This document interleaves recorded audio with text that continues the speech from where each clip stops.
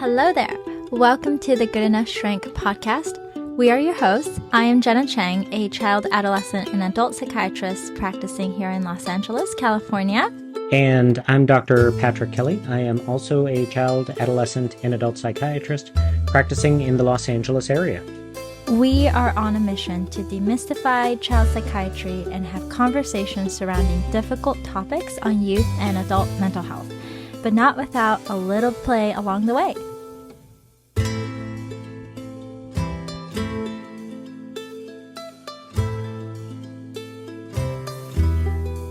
Welcome to the podcast. Today we have a very exciting, interesting topic and very, very relevant to current times, which is the impact of the stimulant medication for ADHD and its shortage.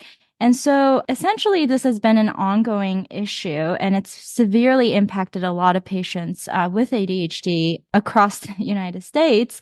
And this episode, we will discuss the causes and the impacts on patients and explain the reasons behind it. It's really interesting being a provider sort of while this is happening. And medication shortages aren't new. They're something that happen, honestly, not that infrequently. They're usually for different types of medications, antibiotics or chemotherapy agents. But from our perspective, I think in my memory, this is the first psychiatric medication shortage that I've gone through and that I've been familiar with.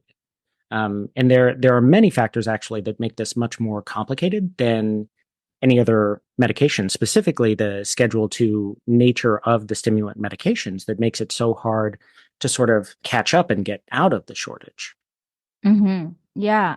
In fact, I didn't realize that you could have a shortage of these essential medications. Hurricane Katrina, I remember when that happened, maybe there was a little bit of talks about, shortage of medications, and then it kind of resolved quickly. Frankly, I thought it would be over in a few months, but here we are years later. Yeah, and we're still going through it. Well, the shortage was first reported by the DEA in October of 2022, and it was specifically for Adderall, announcing that there was a shortage of that chemical, that medication. But I think from our standpoint and from patient standpoint, it had been happening even before then, that people were having a lot of difficulty finding their medications. And so one of the things that I think is worth going through is not only where the shortage may have come from and how people are dealing with it, but also steps that patients can take, providers can take, and steps that are being taken by larger organizations to try to address the shortage and basically increase supply of medications. One interesting factor that we'll get into a little bit later is that a lot of medications, including Ritalin, Concerta, Vyvanse, and now Adderall, which are commonly prescribed medications for ADHD, are not technically reported as being in shortage by the FDA. And one of the reasons for that is that the FDA only considers a medication to be in shortage if there is no company capable of fulfilling market demand for that chemical. The difference is that the generics and the brand names are lumped together into that supply, even though we know that those are treated very differently. And there's a question of even equity, socioeconomics around the brand name versus the generic. And so there's a way in which the shortage of the practical supply of generic medications is not being recognized at all. That's, I have already gotten a little off topic because we'll talk more about that later, but it is important to know. In terms of the current state of the shortage from a pharmacy standpoint, a recent survey revealed that in 2022, 64% of pharmacies reported having difficulty obtaining Adderall. And more recently, 97% of pharmacies in 2023 reported that they had experienced difficulty getting Adderall. So the idea that people are saying there's not a shortage is simply false. That's not being seen at the ground level. And the pharmacies are really where a lot of patients and providers interact with this. There's a huge supply chain behind that, but that's sort of the front lines of where this is happening. And I have to admit, in researching this, I came to this topic from my perspective, which is a provider prescribing medications for patients who need them and addressing the needs of patients who are having trouble getting their medication. And even I was increasingly frustrated with the pharmacies and to an extent, the pharmacists. Mm-hmm. And in looking into this, that's frankly a very naive way to look at it, that the pharmacists are struggling just as much as we are and as patients are. So I think it's important to remember that they really are on the front lines of this struggle and that they can be helpful, but that they are in no way trying to make this worse. And they're really stuck between a rock and a hard place. And we'll talk a little bit about that too. But it gave me a lot more compassion for what pharmacies and pharmacists are going. Mm-hmm. Yeah, I felt that also, that there's many layers of control and filter, and it's easy to blame it all on the pharmacists and the pharmacies, but it's many, many different corporate levels and legal levels and government level. It's just many, many layers falling on the shoulders of the pharmacist, and yeah, it's a complicated situation. Mhm. So in looking at the shortage, I think with any shortage, it's always a supply demand issue. So I do want to talk about the increasing demand for these medications and where that comes in. It touches very closely on what is ADHD and how do you get diagnosed with ADHD and where does that come from. And I think that's a fascinating topic, but I also think it's a whole other topic than the practicalities and the medication shortage. And so we'll start talking about it, but we may that may be a little big, and so we Mm-hmm. may save that for a whole other topic, whole other podcast. Yes, yes, definitely a very much a dedicated episode. Yeah. So I think in reading articles and in sort of reading through headlines, a lot of people cite the increased diagnosis of ADHD, especially adult ADHD, and especially around the pandemic for the increasing demand. And again, I think that's not fully the whole picture. So the phenomenon of adult ADHD really started appearing more in the DSM-5 in 2013, in the most recent updated version of the DSM, where it's not that adults develop ADHD. It is very clear about that. That so-called adult ADHD is actually ADHD that someone is born with. It's a developmental condition that is diagnosed later in life, either because it's less compensated for, or it was misdiagnosed as something else, and there's more clarity that it's actually ADHD. But regardless, it's not that someone develops ADHD as an adult, it's that it's discovered and diagnosed at that point. And actually, in 2015 was a kind of a seminal moment where the number of prescriptions for adult patients for stimulant medications for the treatment of ADHD was higher than for children. 53% of stimulant medications were going to adults with ADHD, not to pediatric patients.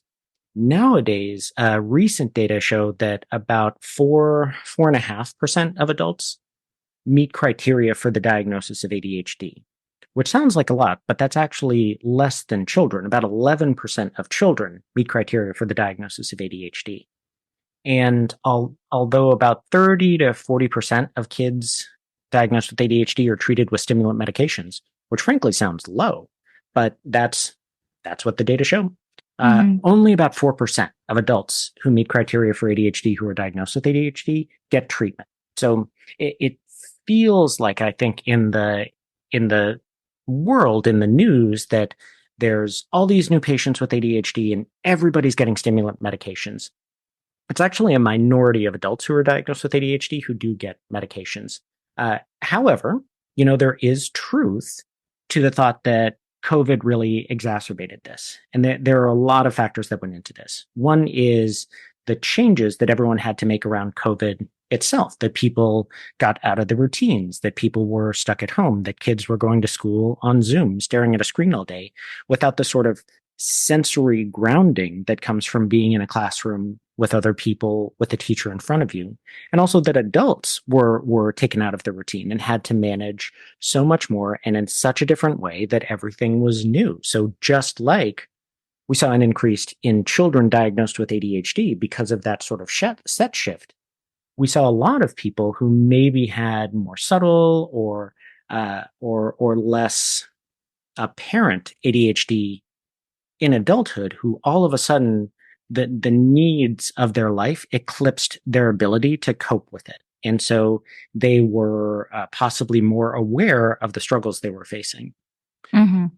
Where I think this gets really complicated is I don't know another way to say this, but companies found a way to make money off of that. And, there are plenty of news reports about Cerebral and about True Pill and about companies that made it very easy Yep. to get a diagnosis of ADHD and get a stimulant medication. And the threshold for diagnosis was so low. It was basically, have you ever had a symptom which might be consistent with ADHD?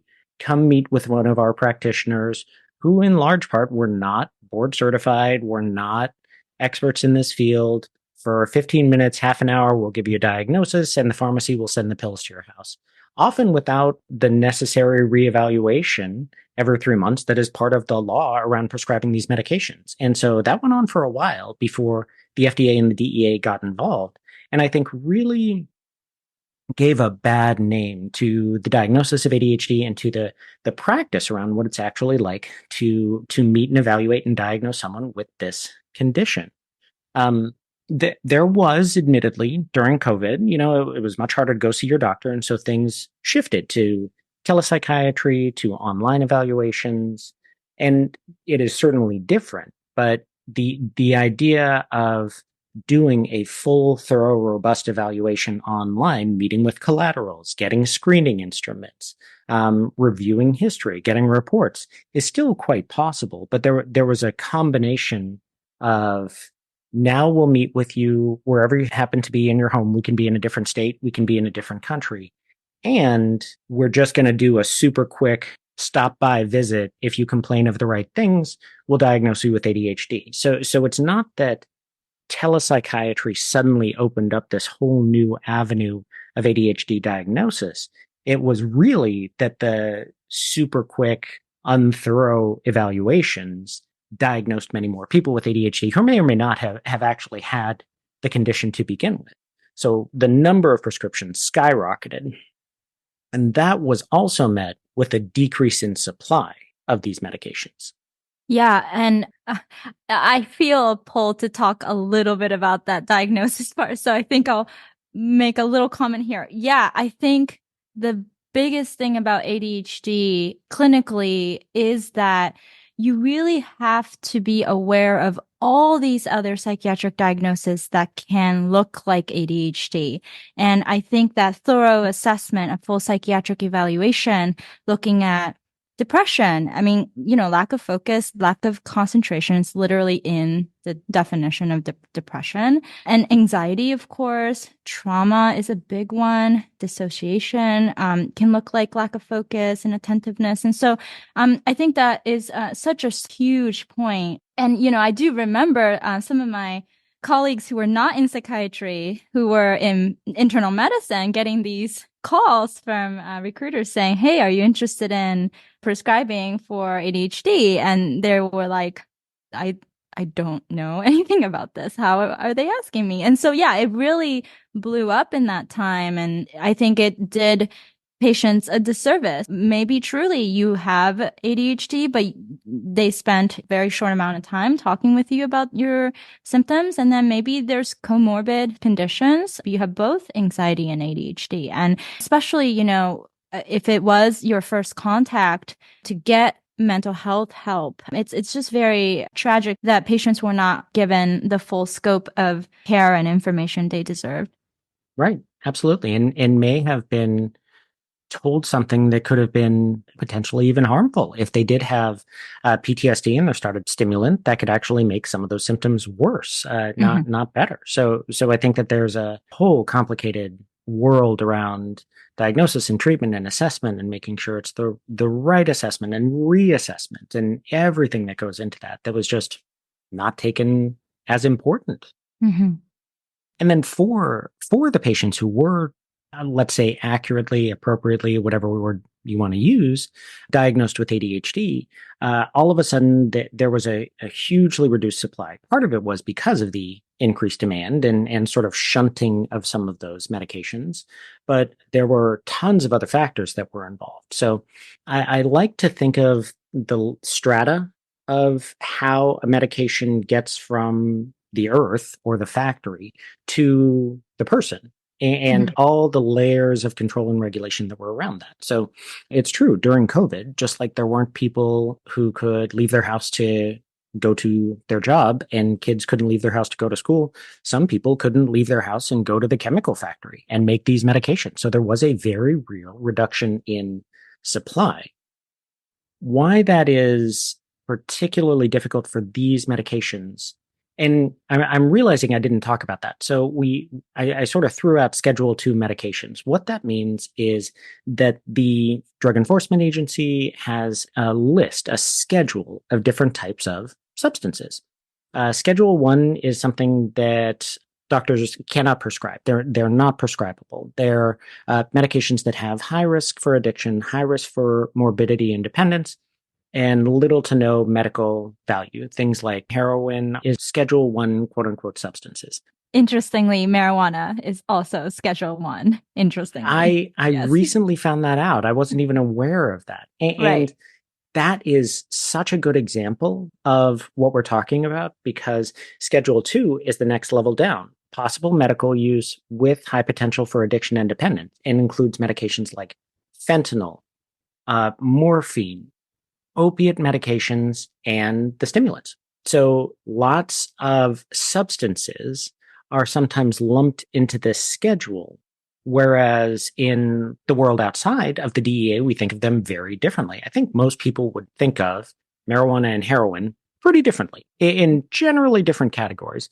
And frankly, as a psychiatrist, I think of fentanyl and stimulant medications very differently, but they're Hmm. still in the same schedule. So they're still extremely tightly controlled Hmm. by on all levels, but also by the DEA. So there was this decrease in production of medications, but then there's a cap on how much medication can be made every year that is imposed by the DEA. There's a control on the core chemicals that are used to make these. They're very carefully doled out, and there's lots of regulations and restrictions around how much medication can be made. So one thought is, and we'll get to this later, is can those rules and regulations be changed? Now, the DEA disagrees that they have a role in limiting production practically because they actually released a statement in, I think, 2003 saying that in the year prior, in 2002, when the shortage was first announced, that the manufacturers of these medications didn't even produce as much medication as they were allowed to, that they weren't producing up to the quota. So there was no need to change the quota. They said that overall in the global supply chain, there were a billion with a B fewer medications made than could have been made according to their restrictions. So based on those data, they had no interest in changing the quotas. Since then, things have changed a little bit, but that was their perspective on the quota limiting supply. And so there was a lot of finger pointing when the shortage came out about who was responsible. So the manufacturers say they can't manufacture enough initially because they didn't have the workforce, they didn't have the supply. And later because the DEA was limiting what they could use to make these medications, and the DEA was pushing back and saying, "No, you weren't even making up to quota. Why should we change our restrictions when you're not even making as much as you can to begin with?" Um, Hmm. Now, this is all against the backdrop of the opiate crisis. The I, I That's another whole episode Yeah, a whole we nother can one. talk about.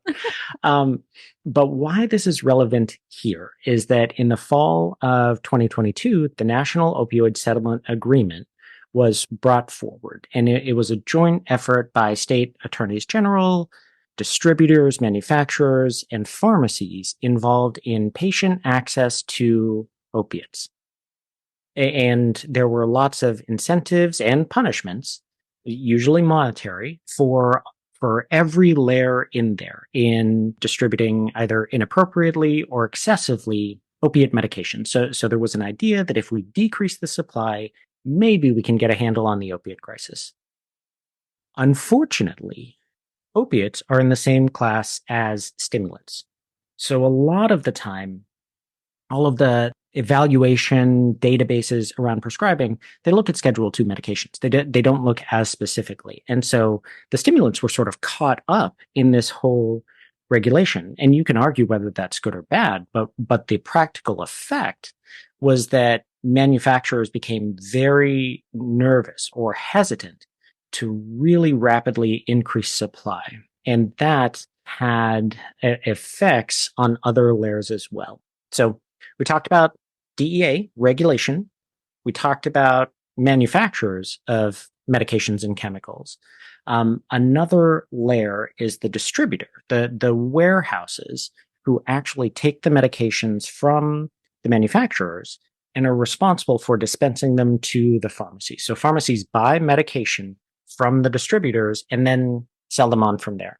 And then there are the pharmacies themselves. So with the distributors and the pharmacies, they were under similar investigations, evaluations, to make sure that they weren't over distributing, overproducing, or inappropriately kind of handing out medications. So admittedly, I haven't read a lot from the distributors themselves, but I've read a lot from pharmacies and pharmacists who say that working with the distributors got much more complicated, that the distributors placed limits around how many literal pills, each pill, a pharmacy could purchase in order to resell to patients of stimulant medications. And that those limits changed every month, and that the pharmacies had no idea what the limits were going to be next month. And so if they sold too much of the medication, that might call attention to them and the distributors might limit their supply. If they sold too little, the distributors might say, well, somebody else is selling more, let's give more to them and let's give less to you. And so it became this weird dance that pharmacies had to do with the distributors in sort of a black box where they had no idea how much they were going to be able to get or if they were going to be able to get any. And they weren't even told what the limits were, according to pharmacies, that they would call to place an order and the distributor would say, you're over your limit. And they would have absolutely no idea that that had happened. So pharmacies then became much more judicious about filling prescriptions. How that came out, and I'm laughing because it was so nonsensical to me the first time I ran across it. My story around that is I prescribed a medication to a patient who I had been seeing forever, who moved to a new location in Santa Monica, and went to their local pharmacy to fill a prescription. Initially, the pharmacy said something along the lines of, we're not taking new patients, or we won't fill prescriptions for stimulant medications to anyone who's a new patient. We just don't do that for anyone new to preserve the supply for our existing patients, which was unusual. But in a way, I kind of got that. Then went to another pharmacy who said that because your prescribing physician is outside of our area, wouldn't say what the area actually was, but outside of their area. And in fairness, this is a patient I was treating in Manhattan Beach and moved to Santa Monica, which is less than 10 miles away. Even though the patient lived around the corner, they wouldn't fill the medication because the prescription came from someone farther away. It was so nonsensical and capricious and arbitrary, just these limits. And everybody's just trying to tap dance to take care of the patients that they have, sometimes by sacrificing the new patients that they don't have. And it gets harder because pharmacies are also, I don't know if threatened is the exact word, but under threat of theft. And so they don't want to be a target. And so many pharmacies, I would say most pharmacies, will not tell you over the phone if they have a medication or how much of the medication that they have. So I, as a prescriber, am trying to help out my patients. I'll call a pharmacy and ask, do you even have this medication if I send it in? They won't tell me. The patients will sometimes call and they won't tell them. They'll need the patient to actually come in with the prescription already sent. And only when they try to fill it will they say whether they have it or not. And then the prescription's stuck. It can't go anywhere else. Now, admittedly, that is one thing that changed. So I think July of 2023, the DEA did loosen up on that a little bit. so that a pharmacy can transfer a Schedule II prescription to another pharmacy one time for the initial medication fill to try to make that easier so that a patient could, at the very least, go into a pharmacy, learn that they don't have it, and have the pharmacist send it to another pharmacy rather than having to have me as the provider send a new prescription to a new pharmacy. Unfortunately, I've never had a pharmacy actually do that. Now, there may be pharmacists listening to this who disagree with me, and that's fantastic. I Mm-hmm. love to be proven wrong because this is such a pain. But Mm-hmm. I have never been able to successfully have a pharmacy internally transfer a prescription to another pharmacy. So, from a patient standpoint, you just have to take your chance. And patients spend hours driving around the city Yes. trying to Yeah. find these medications that can be, extremely important to both adult and children patients who have this condition. I'm jumping ahead a little bit, but there was a recent study in May of 2024 published in JAMA, the Journal of the American Medical Association, showing that for patients diagnosed with ADHD who are started on stimulant medications versus not started on stimulant medications, those on medications had a reduction in all-cause mortality over the next 2 years. So literally life-saving Mm-hmm. medications in the right situation that are simply not available. And there are so many roadblocks and hurdles at all levels. Mm-hmm. Now, the last level is the providers. And I think that is important to talk about because I, as a child and adolescent psychiatrist who sees and evaluates patients all the time for ADHD, and I'm very comfortable with prescribing stimulant medications. They're in my wheelhouse. They're something I use. They're something I know how to evaluate for, something I know how to do safely and watch for. Feel very comfortable. However, many providers don't, especially with the threat of the, again, opioid crisis, with a similar scheduling of medications, with the methamphetamine crisis in different parts of the country.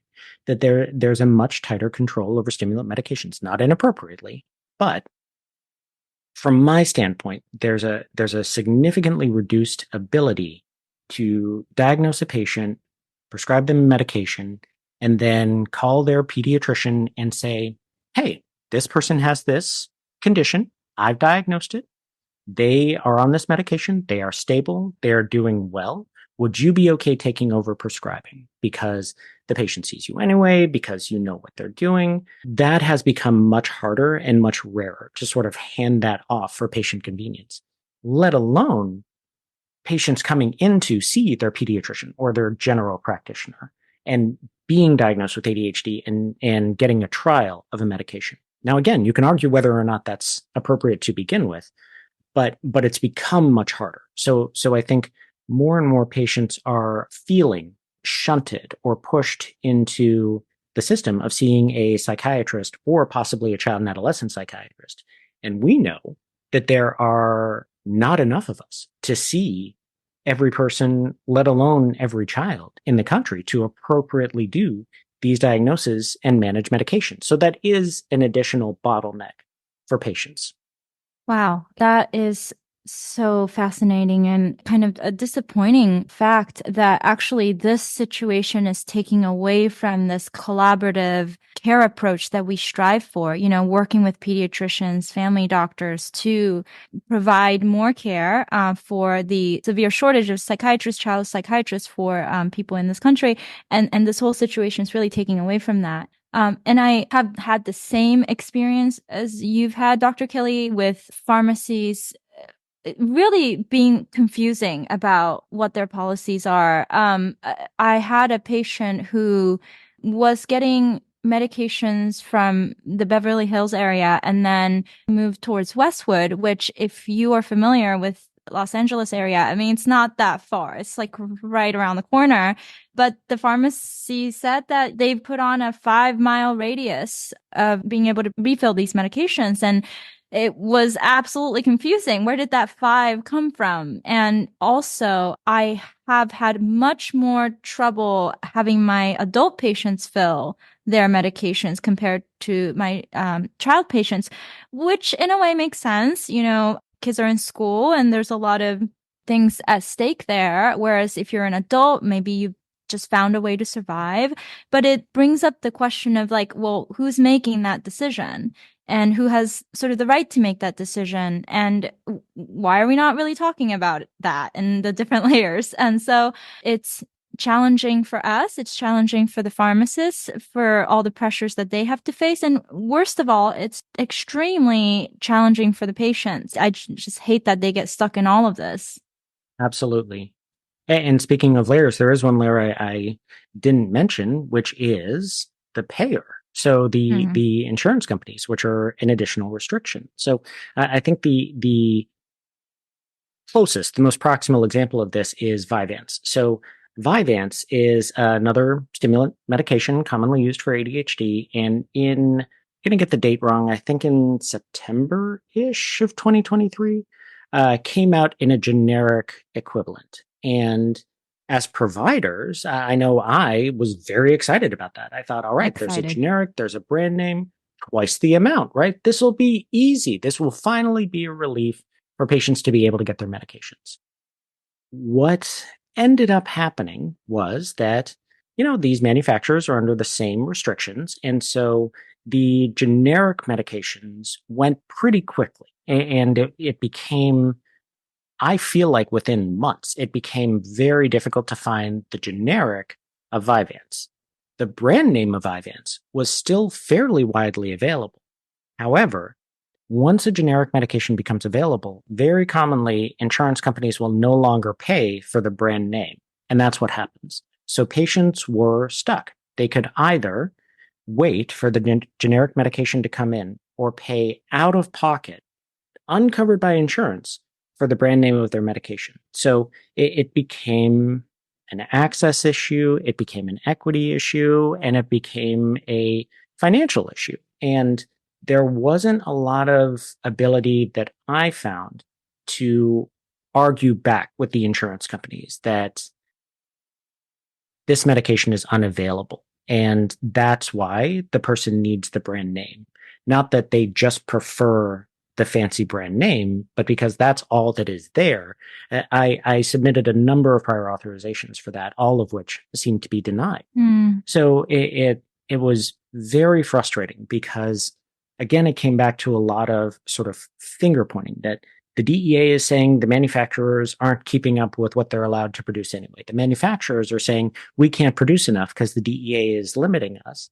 The insurance companies are saying that, well, the generic's available. Why don't you just get the generic? And it goes back to the manufacturers saying, we can't make enough of the generic in the first place because of the DEA, and the DEA is saying you're not making enough to begin with. And further complicating that is that the DEA lumps the brand name and the generic together. So there's just this circular logic. And as far as I know, there's not a lot of communication amongst all of those groups to try to clear this up.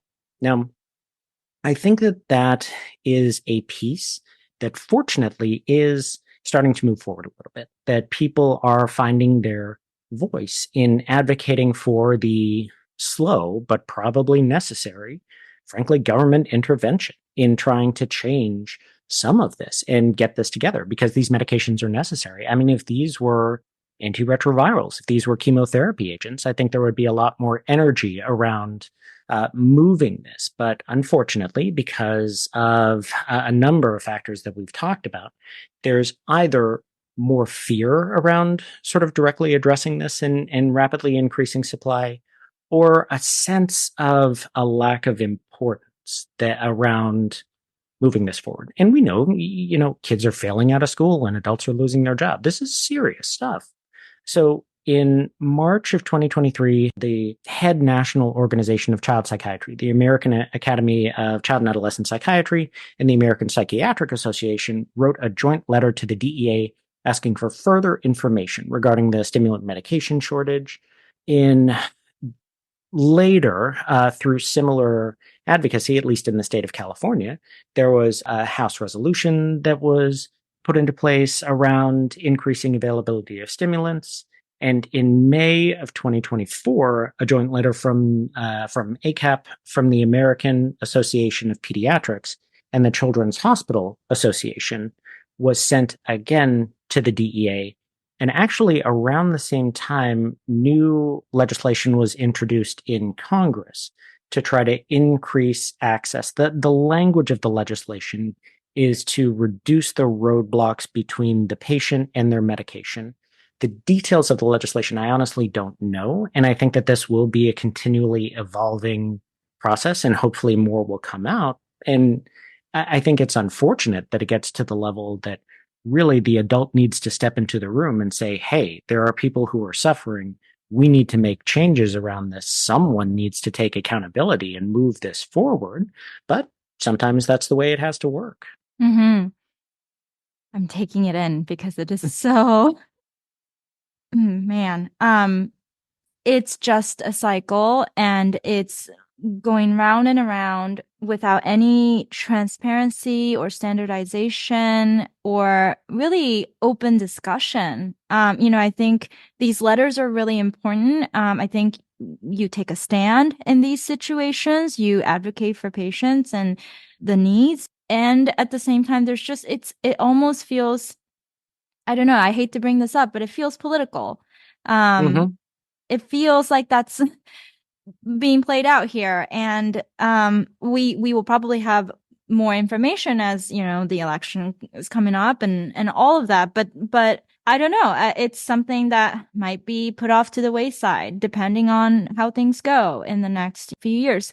I do also wonder about this is a little bit of a tangent, but just the culture surrounding understanding of mental health conditions and the spread of that, and these viral TikTok videos on neurodivergence and ADHD, how that gets played into this, because it is something that can really give someone a sense of identity when it's correctly and accurately diagnosed, but it's also a potential drug of abuse. And so Mm-hmm. I wonder if there is just kind of this subconscious level of like resistance from these like bigger systems to temper that a little bit. I think it's a really important point. And I don't want to come across sounding like anyone who wants medication for whatever reason should have unfettered access to. That's not the idea. The idea is patients who have a medical condition should be able to get the medication that treats that medical condition. And I think you're right that the increase in diagnosis is sort of lumped together with the increase in self-diagnosis and the increase in identification with ADHD. And we know this, we talk about this all the time, but the idea of getting a diagnosis is to move forward. So it's not that, well, now we understand more about you. We understand that you have ADHD. This is how it plays out. And now let's take the world and bend it around you. The idea is we would like to work with you to make you as strong as possible so that you can face any situation that you come across, understanding that these are some of your real strengths, that you can walk in a room and sense what's going on very quickly, that you can jump to conclusions very fast, that you think big, you have big ideas, that you don't get stuck in things, that sometimes you can hyperfocus, that ADHD is not a core deficit in itself. It has strengths and it has challenges, and to bolster those challenging sides so that you can do the best you can. Sometimes that's with medication, sometimes that's with psychotherapy, sometimes that's with other interventions. And I do think that sometimes the message that comes across in social media and in TikToks is you have ADHD, that's why it's hard for you. And it's the world's fault for not understanding that and just making it easier. And I think that also merges with the message of medication, that if you don't have your medication, then I think it's mixed with the idea that stimulants are not necessary medications, that, Mm-hmm. even some adult psychiatrists will say that, like, oh, Mm-hmm. well, this person is, say, pregnant or looking to get pregnant. Well, they can Mm-hmm. just stop their stimulants. That's not necessary.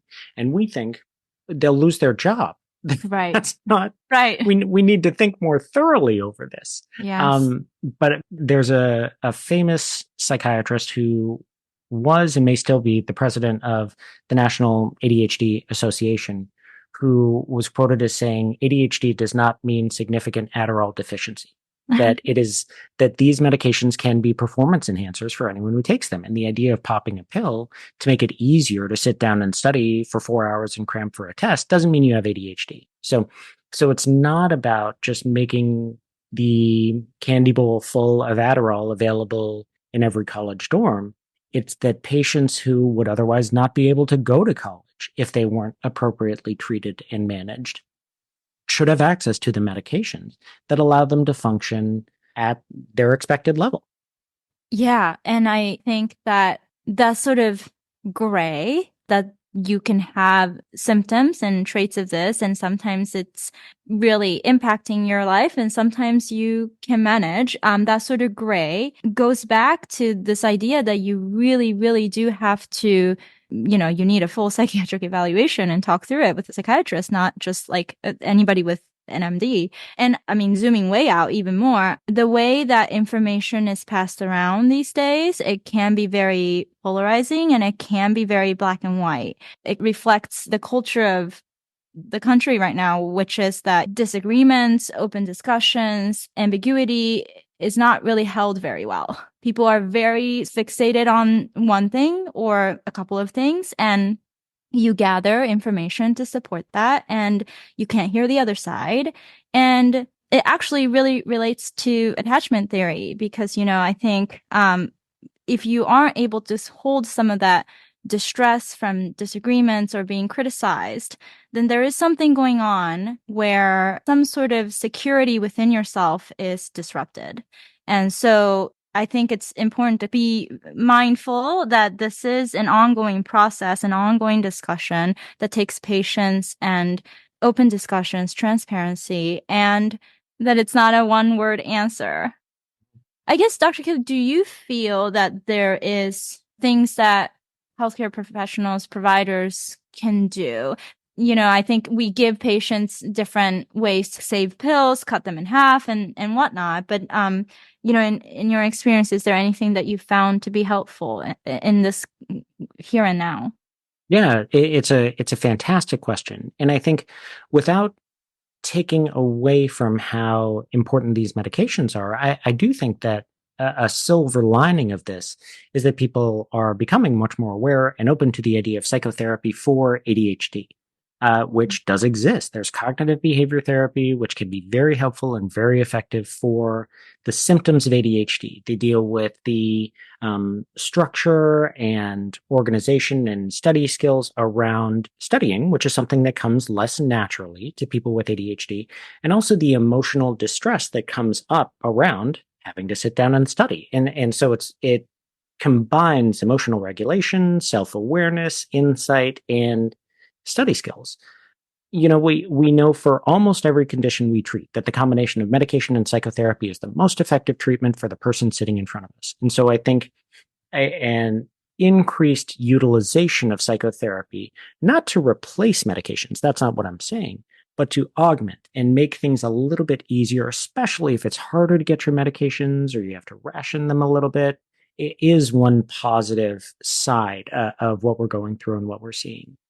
In terms of the supply of medications, the advice that I have gotten from pharmacists, and I think it's true, is that it is not always the best thing to chase the pharmacy that happens to have your medications at the time.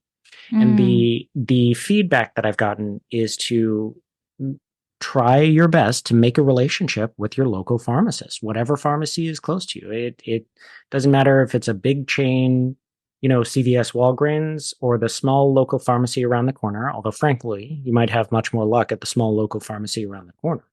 But to Mm-hmm. get to know those individuals so that when they anticipate that you're running low on your medications, they can place an order for you in advance, that they know you and they have less suspicion that you might be hunting out an additional supply, because pharmacies do have a responsibility to patient safety as well. And it would be silly to say that they shouldn't, that they should just fill whatever script comes into them, regardless, that they have a sort of a co-responsibility for dispensing. So finding a pharmacist, making a relationship, and as much as possible being patient if the medication is in short supply, and trying to, take your medications as prescribed. Of course, most people don't need to take a stimulant every day, and so if you're prescribed it 5 days a week, then that's the best way to take it. Because you don't know if next month you're going to be able to fill it right when you're up to having it filled. So I'm not saying keep an extra supply, but I'm sort of saying maybe keep an extra supply just in case there's a shortage, which is what we're going through right now.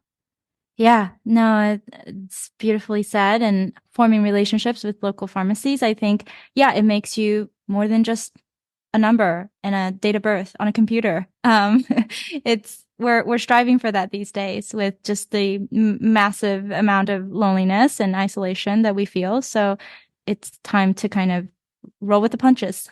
Mm-hmm. And I think that as a prescriber, I wish there was more that we could directly do to make sure that the medication that we think is so important gets into the hands of the people to whom we are prescribing them. But I think that we are limited in that regard. And, I appreciate why pharmacies don't want to tell anyone who calls who they can't see. They don't know who's on the other end of the line. Yes, we Right. have 1,000 pills of Adderall, and we take lunch from 1 to 2. Hopefully you don't come by at that time and break in and Mm-hmm. steal everything. I mean, it's a Mm-hmm. scary world. So Yeah. so I understand where they're coming from, but that's not super helpful for our advocacy for our patients. Yeah, what a balance we have to achieve in all of this. Any last words you would like to end this with? So I really enjoyed looking into this topic to put this together because I have my perspective Mm-hmm. on I'm a frustrated provider with patients who need medication, who are suffering. Why can't this just work? Why can't pharmacies keep a better stock? Why can't manufacturers just increase how much they're making? Why can't the DEA just get out of the way and let me prescribe to the patients who need it? But really discovering a lot more of the nuance around cross interaction with the opioid epidemic, which I had never even thought about, frankly, because I'm not No, in the never. practice of prescribing opioids. So Right. it's not part of my daily world. The disagreement, I guess, between manufacturers and the DEA about who's responsible for what, the legislation that is being thought about and is being put into place at high levels, and honestly, that pharmacists have their own pressures from manufacturers and distributors that I never really even knew existed in those sort of regulations. So in a way, seeing how complex the problems were was reassuring because this has been going on for a couple of years now. And I would expect that we could get on top of this a little more quickly. And knowing how nuanced it is to actually move this forward in a way helped me feel better about it. And I hope that patients feel that they are not alone in this, that this is a national Mm-hmm. problem, that they are not being sort of left behind or not thought about, that many, many people are thinking about this and trying to move it forward and trying to fix it. And it is difficult and it is complicated. But there's a sense that we're all in it together that I didn't have before looking into this, that I found really reassuring. Beautiful.